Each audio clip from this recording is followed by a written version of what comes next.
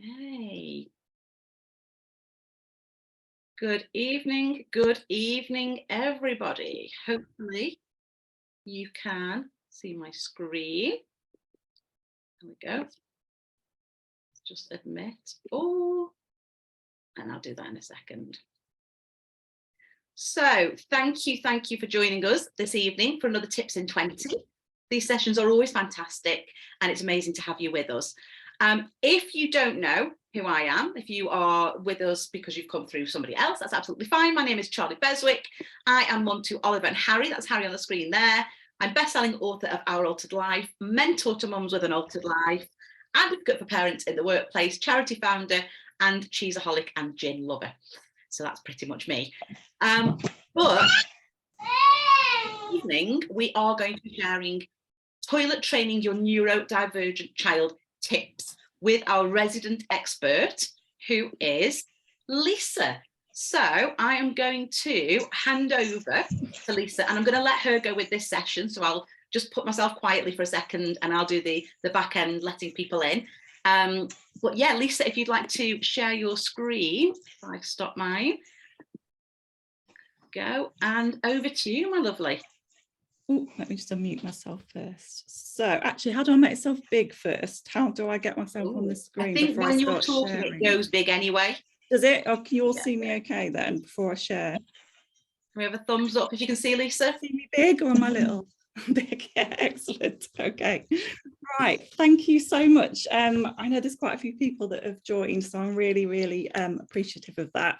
So just a really quick intro. So my name's Lisa Galley, and I am an autism family consultant, and I'm also a mum to 3 grown-up children, 2 which are also autistic, on the autism spectrum.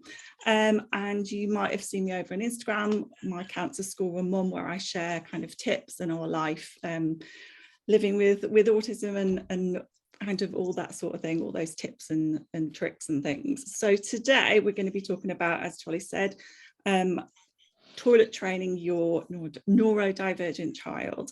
So I am going to bring up my screen just in a second. So first of all, let me just tell you my little story about how I toilet trained my children, because it was an epic fail. So I'll just put that out there. I found it really hard. I made the mistake of listening to my mother when it came to toilet training, who was very old school. And I just made all the mistakes and things that I now suggest parents don't do. And we were all sort of quite traumatic. It was quite a difficult situation, really. I was traumatized, the kids were traumatized. So I swore that I would never do.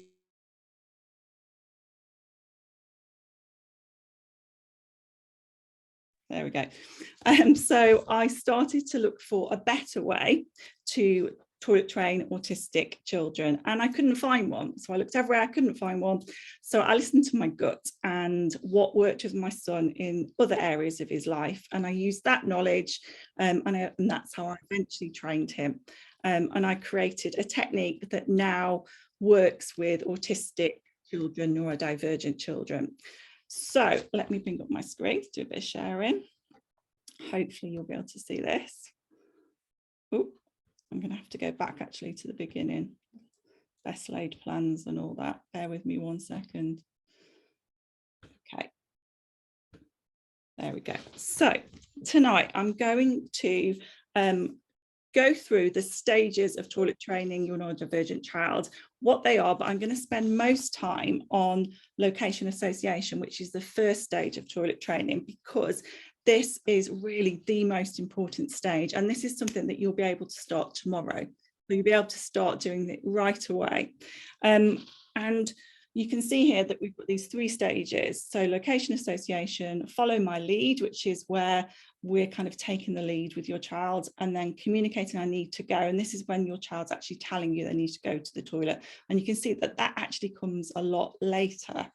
So let's have a look. I want to first have a look at some common misconceptions that I hear all the time. So to begin with, my child isn't ready for toilet training as they can't speak, or they have got a language delay.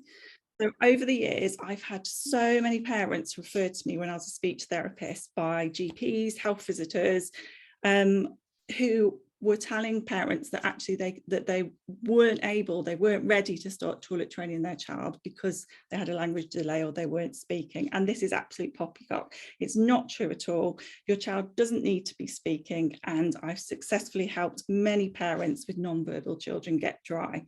So that's misconception number one. Misconception number two, my child's not ready yet because they don't show any signs that they've done a poo or a wee, that they know they've done a poo or a wee. Now, this is called interoception, and it's one of our senses. So it's what we feel on the inside. So things like hunger, feeling hot and cold, a full bladder, and needing to have a bowel movement. And yes, some children do have trouble knowing what's going on inside. Just like the other senses, they could be oversensitive, they could be undersensitive to those feelings of needing to go to the loo, and they might not understand what those feelings are and what they need to do about them. But you can still successfully work on helping your child to make that link between having those feelings and what they need to do about it.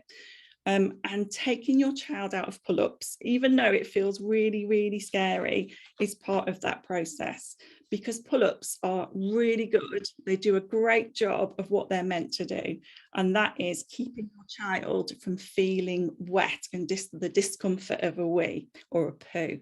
And part of that process of making that connection is actually feeling that discomfort first.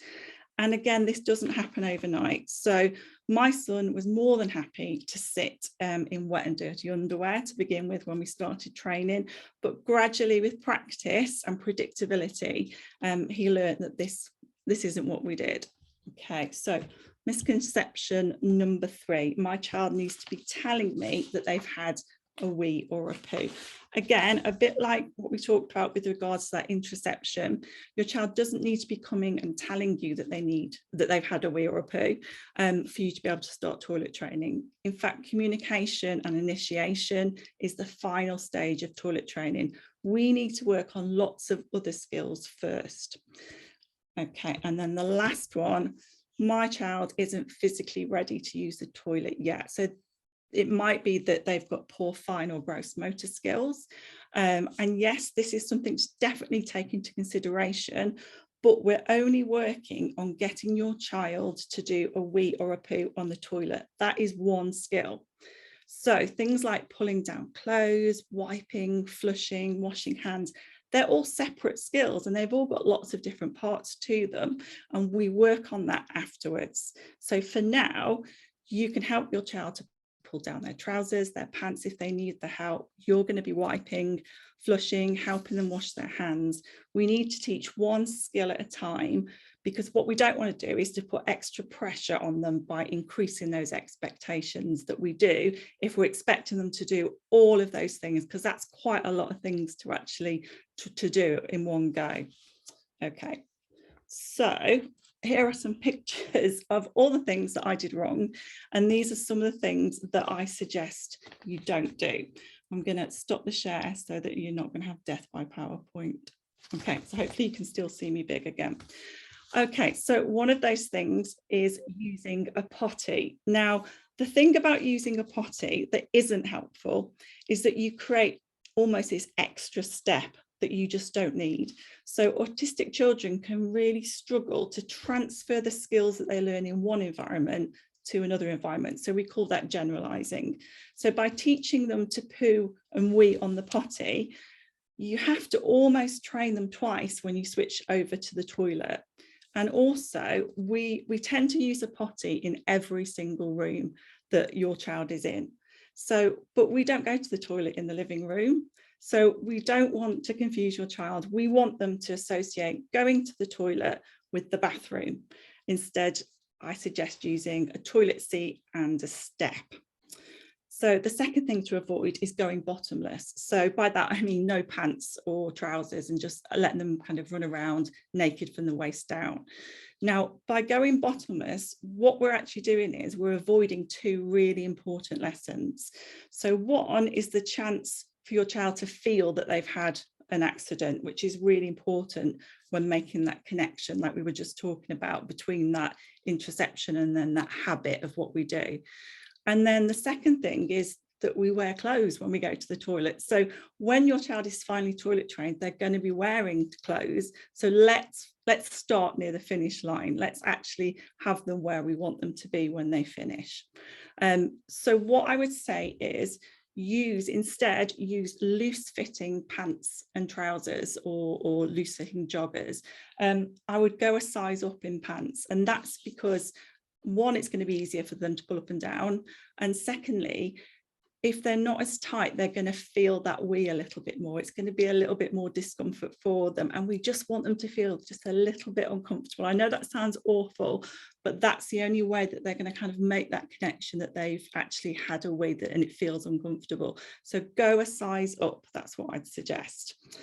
Okay, sitting on the toilet every 5 to 10 minutes. Now, this is one of the pieces of advice that I have seen bandied around loads, and it's probably the worst. So I completely get why you would do this, because what you're thinking is that by putting them on the toilet every 5-10 minutes, that eventually you're going to catch that wee or poo. But what we're actually doing is we're really setting them up to fail, because we're expecting them to sit on the toilet 12 times in an hour, and that's a lot.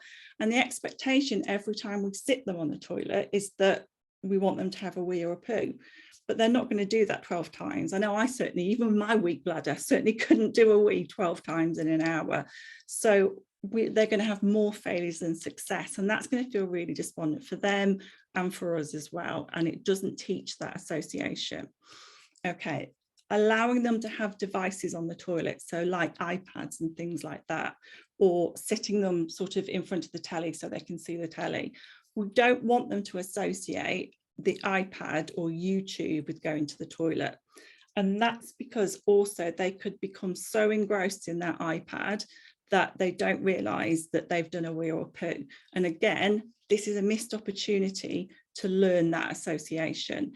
The only exception for this really would be if your child uses an AAC device to communicate. So we don't want to take that off them. So we'd never do that.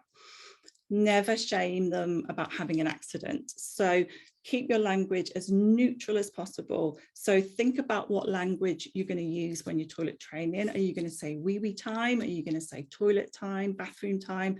And we just use that language. When you notice they've had an accident, toilet time, and you take them off to the toilet. The other thing to try and avoid as well is any kind of negative words around going to the toilet. So things like pooey, smelly. So have some fun, absolutely, use sound effects, plop, plop, have a joke about it, but try to avoid kind of anything that's a little bit negative attached to going to the toilet. And finally, never hold your child on the toilet. Okay, so I'm going to share my screen again. Hopefully we're doing all right for time. Right, so let's, you can see that. Let's go back to those 3 stages again. So you can see, as I said before, communication is the last stage. So out of these 3 stages, we're going to spend a bit more time on, say, looking at location association, and that's teaching your child where we go to the toilet.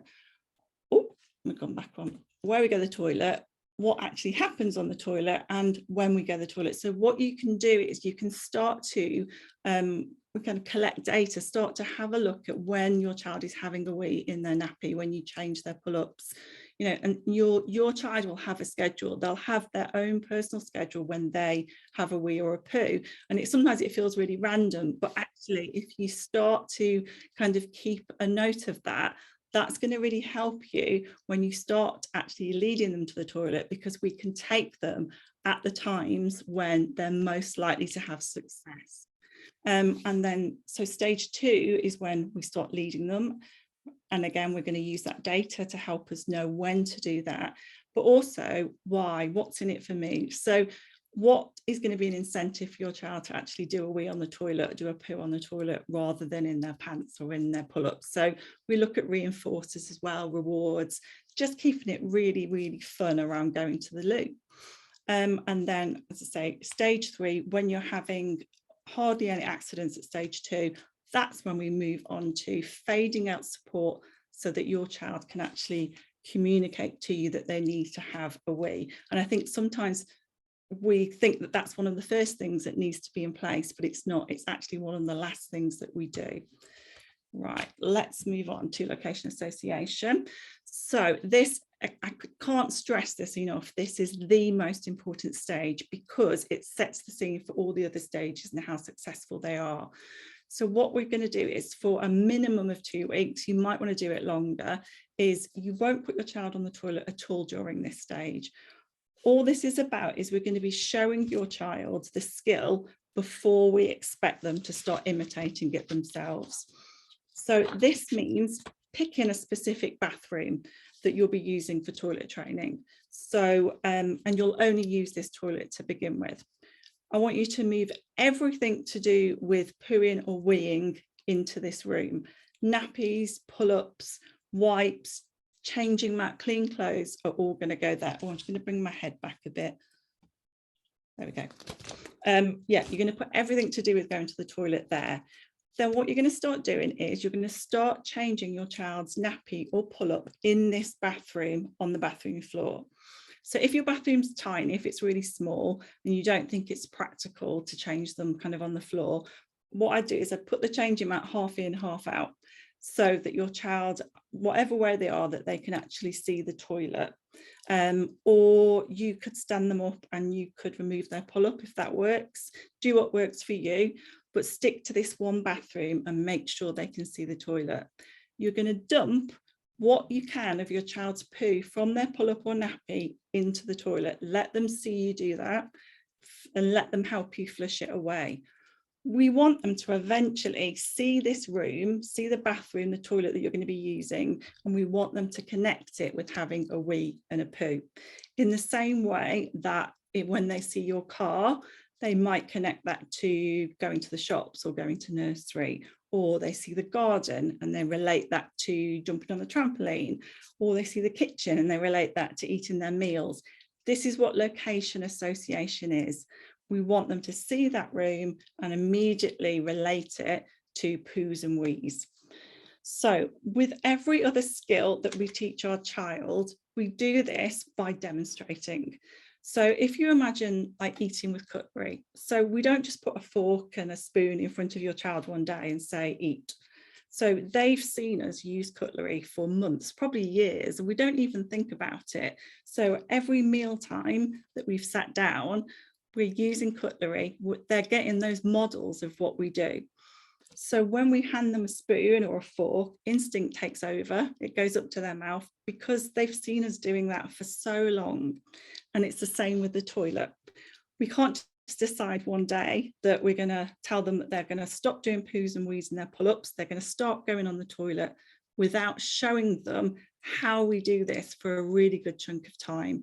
And this is another reason why we don't use a potty, because we don't use a potty, so we can't demonstrate that to them. So starting tomorrow, what I want you to do is I want you to let your child see you go to the toilet, if that feels comfortable for you. I want you to show them where that poo and wee goes. Let them flush it away. By doing this, you're also reducing that anxiety around having a poo on the toilet, because that's quite a common thing for children. They find it really scary when that first happens, because they almost feel like they're actually losing a part of themselves and they don't know where it goes, and they don't know if it's safe, and they don't know what happens afterwards, and that can cause them to withhold poo in the future. So by getting them used to seeing their poo from their pull-up go into the toilet, and that if they flush it away, they are totally okay, they're totally safe, nothing bad happens, then when they start to sit on the toilet to do a poo, they know it's safe for them to do this. We forget sometimes, this is something we take for granted, but for our little ones, it's really new. It's really quite scary when they lose something from themselves and they don't know what happens afterwards. So show them books of characters going to the toilet. This is a really good one. It's called Who's in the Loo. You can get that from Amazon. This one, Come Out Mr. Pooh, is another really good one. And there are some really good apps that you can get as well. There's one called Pooh Goes to Pooh Land, which is absolutely hysterical, and it's interactive, it's free, and it's a lovely story, and it's just a really, really funny way to kind of show your child what happens to their poo. So I definitely recommend downloading that. You should almost feel like you're showing them too much. So, and you're probably still not showing them enough. At least 4 to 5 models a day show them of going to the loo, either books, songs, videos on YouTube, cartoons, you going to the loo, as much as you possibly can. And just think about that cutlery and how often your child's seen you use cutlery over the years. We need your child to see all of these models of going to the toilet, lots and lots and lots of them, before we even think about expecting them to sit on the toilet. Okay, right, we've nearly come to the end. I'm just going to share my screen one more time. Okay. Right. Okay, so I love an acronym. So when you've gone through stage 1 and you've done that for 2 weeks or for however long you think you need to do it with your child, if they don't imitate very easily, then you might want to do it for an extra week or 3 weeks. But when you're kind of happy that you've used lots of models and they've got a good kind of idea of what happens when they go to the toilet, what's expected, then when you move on to stage 2, I want you to remember this acronym. Remember POO. So P stands for predictability. So we're going to give them the same routine and experience every time that they go to the toilet. We're going to use visual schedules, the same bathroom, the same language, the same rewards or reinforcers, and the same order of things. Your child is a pattern thinker and a pattern learner. They are a visual learner. So what we want to do is we want things to be really consistent, the same every time, because we want to work to their strengths. These are the things that they're good at, recognizing those patterns, following that consistency. So that's what the P is for, predictability. The O is for options. So give them lots of little choices within that predictable experience. So they feel kind of in control of this new experience and less anxious about it.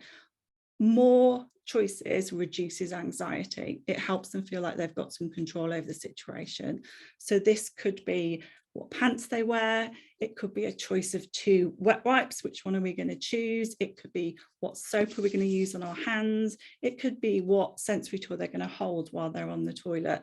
So lots of those little choices that we kind of control a little bit, give them a choice of 2, but they feel like they've got some control over that whole experience. And then finally, the final O is one way, as in one way street. So once you start, don't go back, just keep going forward. If their behavior becomes a little bit challenging, then that's totally normal. It's something new and they may well push against it a little bit, but don't change anything. Keep it consistent, because this is the quickest way to reach our goal.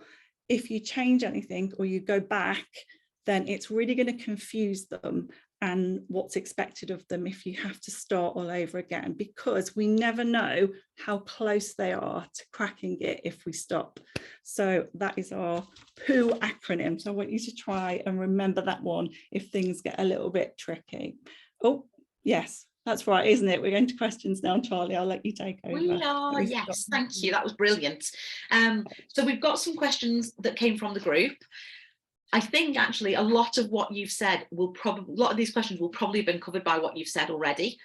But Amy said that her daughter's 13 and she's still very inconsistent.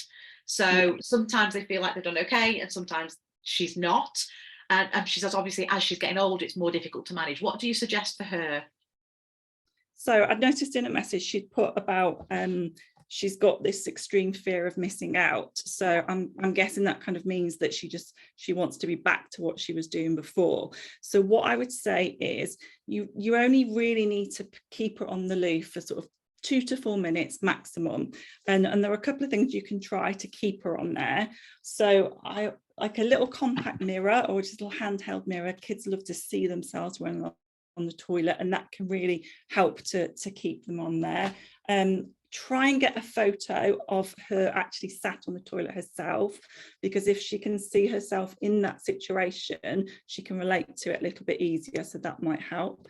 And the other thing that you're going to want to use is a now, then and next board, because if she's worried that she's having to leave an activity that she's already doing and she's not going to get it back again, so let's say it was iPad, you can show her that yes, you've got iPad, we're going to go to the toilet, and then you're going to get iPad back again. So it's that visual thing to reduce anxiety. So give that a go and see if that keeps her on the toilet for a little bit longer. Perfect, thank you.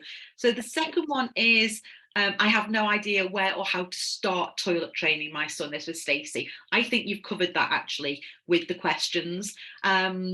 And she said, do I get him to need to be able to express his need before we start? And you said a no to that one, haven't you? No, I think go to location association, start with stage 1, do all that modelling work first, before we even need to worry about communication. Lovely. Sally mentioned her son seems to have a fear of having a poo, and I know this is quite common, isn't it? Like you mentioned that children hanging on to it. What would you do there? Again, it's that location association. It's showing loads of models and putting the poo from his pull-up or nappy in the toilet, doing that lots of times and letting him see that, letting him flush it, letting him see that if you do that, it's absolutely safe. And again, that app would be brilliant. Poo goes back to Poo Land. Try that. Lots of stories, lots of models, just so that fear, that they know, he knows what's going to happen afterwards, because often that's where the fear comes from. Okay, amazing. Sally says she doesn't think her son wants to stop wearing pull-ups. So she says that she thinks they're dry most mornings, and she understands it's a safety blanket, but they're getting quite expensive now. So what would you recommend there? Yeah. So what I'd say is, if he's dry in the day and you're just using pull-ups at night time, so what I'd say is that what you want to do is you want to reduce his liquid intake for about an hour before he goes to bed. And then this is going to sting a bit, but you need to wake him up 30 minutes before he would normally wake up in the morning. Now, I know for a lot of autistic children, they wake up really early anyway, but what we want to do is we want to catch that morning wee, because children go through sleep cycles, and the final sleep cycle, when they start to come out of that final sleep cycle, that's when they normally do their wee. It's not normally in the night. If you can reduce that liquid before they go to sleep, put him on the toilet before he goes to bed, catch that wee, then the next week is likely happening just before he wakes up. So if you can wake him up earlier and get him on the toilet, then you're probably going to catch that wee. So that's what I'd say for night time. Okay, perfect.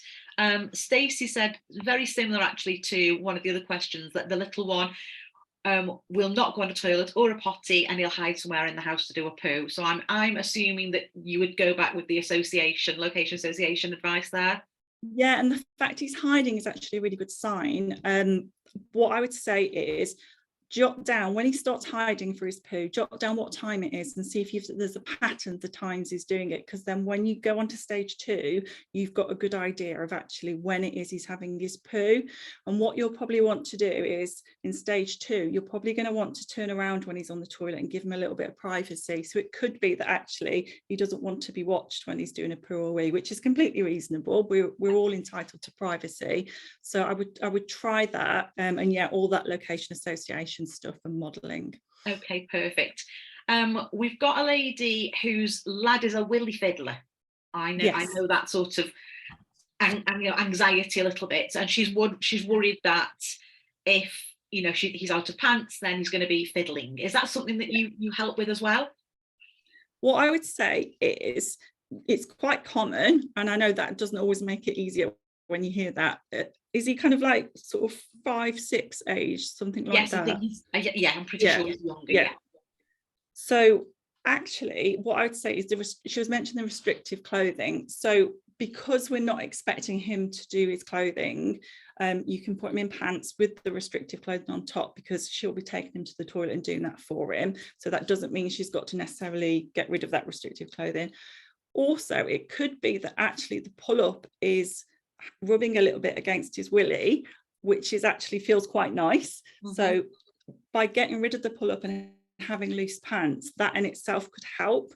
And actually, if she wants to give me a message, actually totally unrelated to this, there are a few things that she could try with regards to that, which is not necessarily to do with toilet training, but I'll pop my email up later, but if she wants to email me, there's a few things I could suggest. Lovely, thank you. And then the last question that we got in advance was that from a lady who said her daughter is 4 and she will sit on the toilet for ages and ages as if it's a chair. So how does she get her to associate needing the toilet with actually going to the toilet?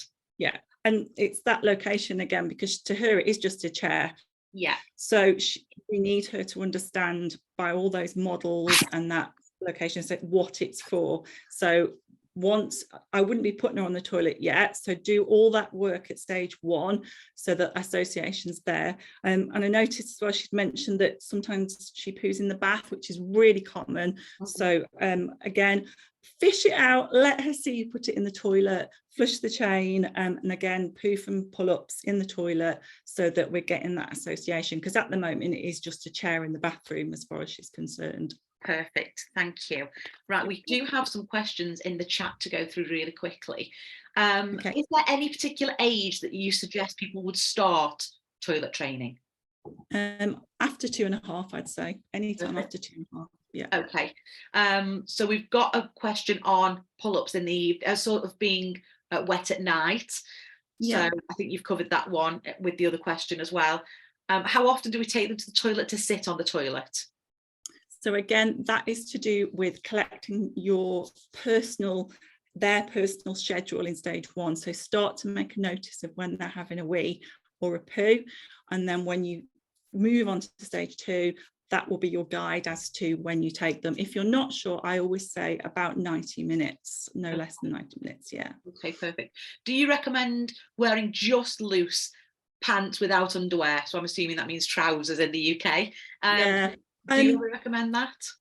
Not really. I think I would try to have as much clothing on as you possibly can to begin with. If the pants are the problem, if you can tolerate the trousers and not the pants, then have just the trousers, but try and have both if you can. Perfect. Okay. We've got another comment here. My daughter refuses to even try on underwear, even if she's picked them herself, and she'll only wear a pull-up. Do you have any suggestions to encourage her, please? So it could be a sensory issue, and what I'd say is something you can try is something called dry brushing. So you can get, if you just Google it, you can get it's almost like a surgical brush. It's really soft, doesn't hurt at all, and if you can kind of rub the skin around, obviously not the private parts, but top of the leg, around the waist, around the bum area, and that almost kind of reduces the sensitivity to materials. So it might be that doing a bit of dry rubbing before she puts them on will make it feel a little bit nicer for her if it's a sensory issue. Okay, perfect, thank you. And then finally, my boys will sit on the toilet, but they put their foot in the water every time. I say no and I pull it out, but I'm not sure how to stop it. Do I just keep saying no, or is there something else that she can do? I have not come across this one before. I'm always thrilled when something new like this comes along. I would just keep redirecting, just take the foot out the toilet. What you could do, and is something that I suggest when children sit on the toilet and they just won't do a wee, is you can put their feet in a bowl of warm water, and that relaxes them and helps them to have a wee. So it may be that actually putting his feet in warm water when he's sitting on the toilet will distract them from putting their feet in the toilet and will help them have a wee. Okay, amazing. Okay, and then the last one we've got is we potty trained my autistic son aged 4 in the summer, and he did really well until he had one accident and he refused after that to wear pants, and now he'll scream if we get the pants out. He doesn't really understand the concept of accidents yet. So where do they go there? They feel like they've gone backwards. So you almost want to press the reset a little bit. So maybe you kind of take him shopping to choose a brand new, like get rid of all the pants you've got, have him part of the choosing process, choose some brand new pants, and again, go back to the modelling. So find some books that show characters using pants, things like that. So you almost want to get rid of that negative association and start afresh with a new association. So actually new pants, new models, and try that. Okay, amazing. Thank you. So I'm going to wrap it up because I am conscious that we have been a bit longer than 20 minutes, but I know it's been been super valuable information and advice. So thank you, Lisa.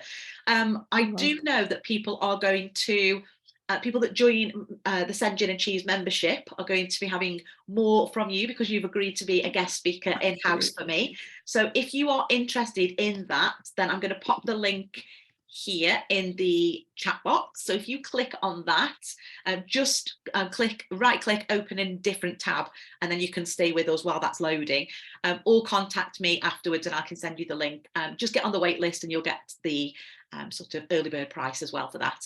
But Lisa, just before we finish, how can people get in touch with you if they want to find out more and will work with you? Can I do a little share screen just very quickly? Yeah, okay. Yeah, of course. Okay.